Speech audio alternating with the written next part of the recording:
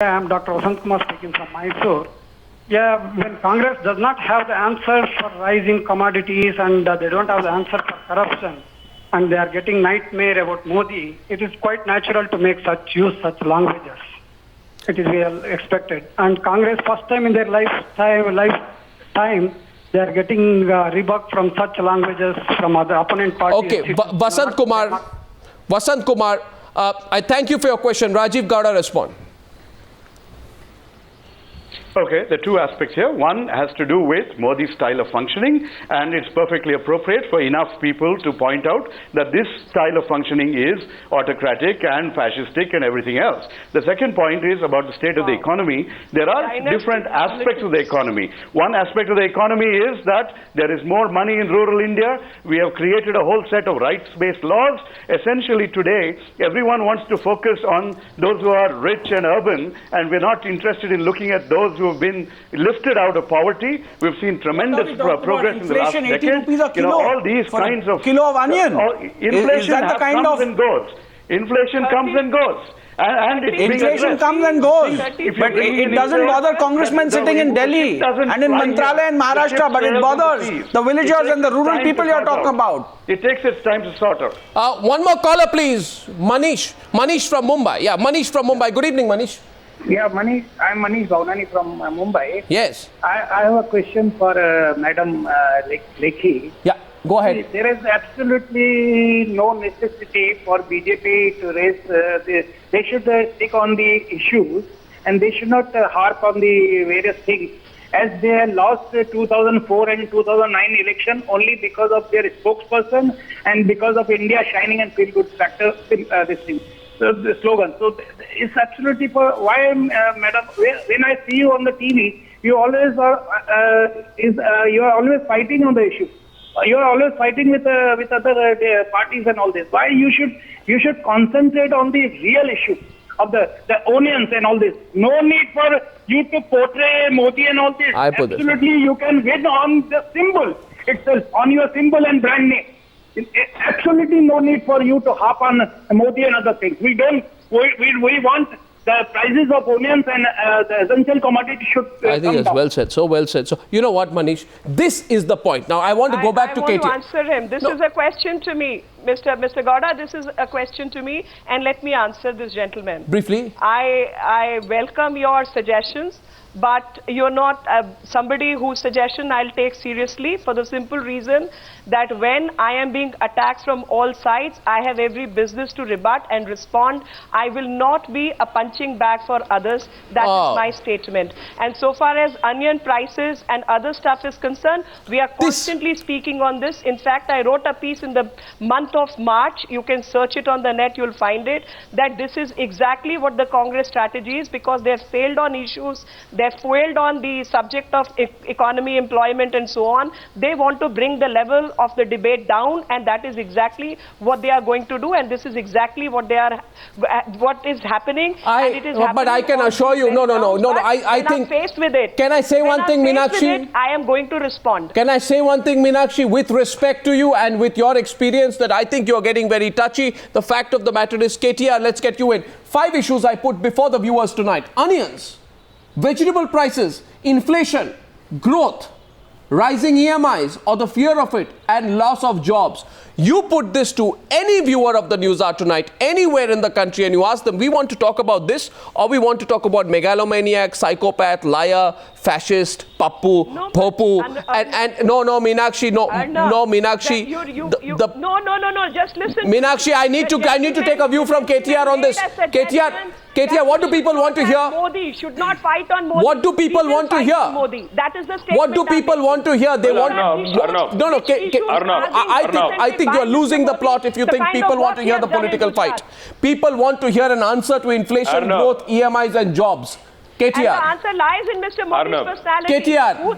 KTR, please. Arnab, the only thing I would like to say, Arnab, is we are a very emotional country. We dwell on history. We love to hear, cathartic stories of how our past presidents, how our past prime ministers have performed and how they've been assassinated, etc. But at the end of the day, as you rightly put it, in spite of what the political discourse is, in spite of the political discourse and political commentary at this juncture in the country hitting an all-time low, the voting eventually in 2014 will happen on real issues such as inflation, economy, job creation, industrial growth. Those are the real issues people care about. Yes, while they might actually take a relief, comic relief, out of leaders calling each other names and stooping really low. But at the end of the day, the people are smart enough. The people are smart enough to see through the design. The people are smart enough to see through the propaganda. At the end of the day, the voting will happen on real issues. What does the UPA stand for? What does the NDA stand for? What do the regional parties stand for? These are the issues that people will really think about before voting, and not name calling really. Oh, well, you say what does Narendra Modi stand for? I'm not sure. Devesh Chandra Thakur, our political party, especially the two national political parties, losing the plot in this personal fight.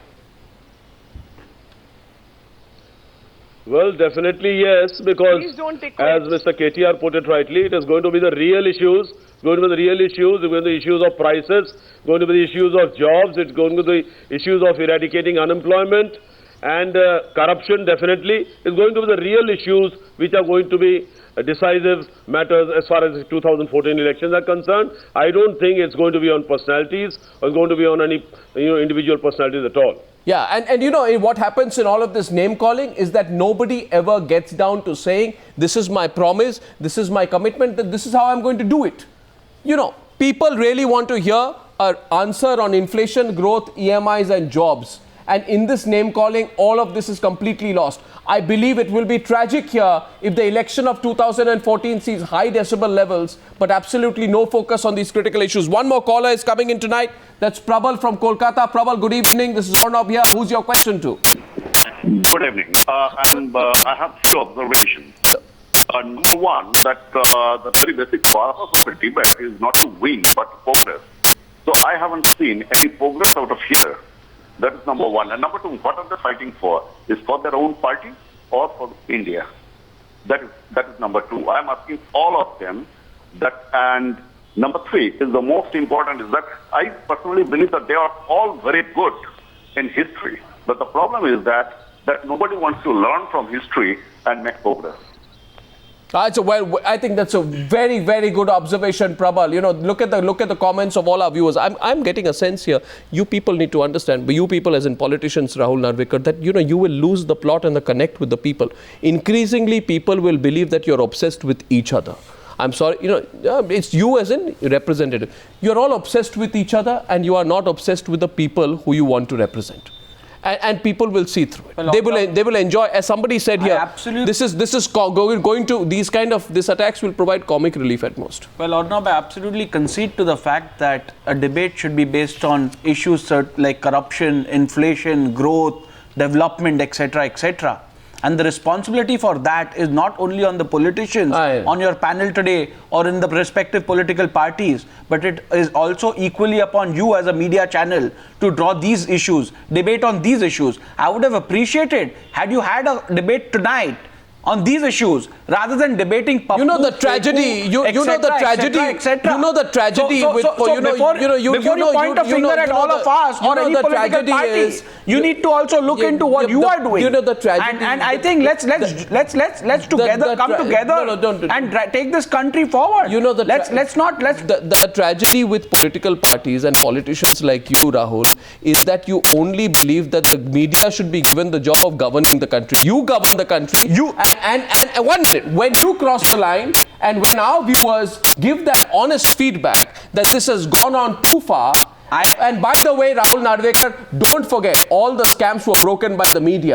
The questions on corruption are being... The questions on corruption were being... Where were you, Rahul Narvekar? Where were you? Where were you, Mr. Narvekar? I was very much on your channel debating that. You didn't expose... I have been on your channel debating that. You didn't expose the other scam. You didn't expose the 2G scam. You didn't expose the CWG scam. You didn't expose the Devesh Chandra scam. You didn't talk about accountability and corruption. So, Mr. Rahul Narvekar, please don't preach to the media consistently. Please realize at one point of time that it is for you to carry the responsibility. Broke these scams. I was on this channel, in this studio, debating those issues, which is why you must take back what you just said. Country. Yeah, which is why you must take back what you said. And I have appreciated that.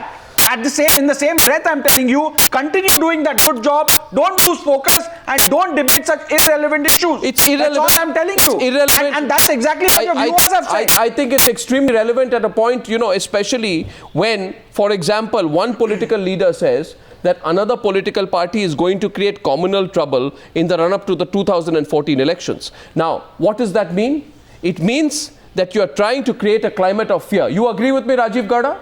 You try and create a climate of fear. Absolutely. That is something to be absolutely worried about, because one of the ways in which divisive parties go ahead and generate support is through fear-mongering. We've just seen what happened. But by the way, Rajeev Gowda, that was a Congress leader who said that. That we do not want to see. However, that was a Congress leader who said that. When you bring up issues, don't just focus on issues of inflation alone. Also focus on issues about rights-based policies. Do you agree with the charge, Rajeev Gowda? All these kinds of investments in India and its people that really matter. We should not have this urban bias in how we look at the world. KTR, the question here is that a lot of people are going to sense today that this high decibel contest you are creating, this name calling, rally versus rally, speech versus speech that you are doing is an attempt to distract from the real issues. You think people will stop forgetting the fact that you have to buy today brinjals and lady fingers and beans for 3 times the prices that you had to a few years back, that onions are available at 100 rupees a kilo, that people are losing jobs, EMIs are going up, inflation is at a high, growth is at a low. People will forget all this because they'll get distracted by Pappu versus Peku versus Bhopu and whatnot. I don't think they will. Will they, KTR? Arnab, one quick thing.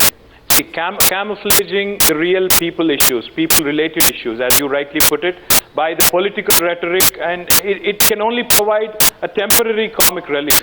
For the people at large, I think essentially they can see through the design of the political parties. They can take a good laugh at what is happening, but at the end of the day, the people are smart enough, the people will decide on real issues as to who stands for what, and as to what they need in the days to come. Our last caller on this on Newshour, I have a question. Is Siddharth calling in from Delhi? Good evening, Siddharth. What do you think? Good evening, Arnab. I have a few basic points Go ahead. which I really want to address to all these political parties. That as a common man, we are only and only interested in governance. That is it. That's well said. And that is what we really expect them to do. What I really feel, that, sorry to use these 2 words, but whatever they're speaking is basically stupid and childish. And one more thing, they think that we have short memory, but at this age of technology, we really don't. We can anytime go back to what they've said and what they've done. And if it's really basically, I don't know whether they're trying to divert the attention of the common person, and whatever kind of language they're using, that's none of our business. It's not a use to us too. Siddharth, I think tonight, may I say this, and even the politicians esteemed will agree, you speak for a lot of people when you say that. This is all we want. We want governance. You give the high decibel fight. No, Meenakshi Lekhi, I have to wrap up. I'm totally short of time. You give the high decibel fight. I have to speak for a minute. No, I have completely short. You have to give me the closing word. I can't. I'm totally short of time. I give the viewer the closing word tonight because I think he speaks for a lot of people. We want governance. Couple of seconds. We want governance, accountability, jobs and growth. You can't close it like that. That's all. That's all people want. As the gentleman said, one can go back on the timeline. The timeline will tell that Congress always starts. Because they don't have issues, they want to divert, and we are left with no option. But nobody can divert the attention of the Indian voter. BJP, just like Ms. Lekhi today, the BJP attacked Sonia Gandhi's in 2004, and they were met with a resounding defeat. I think that's the same thing that's going to happen to them this time. Thank you very much, ladies and gentlemen, for joining me on debate number 1. I'm back with debate number 2 on whether a third front is the answer for this country in a few minutes. Please come back. Stay tuned to the Newshour.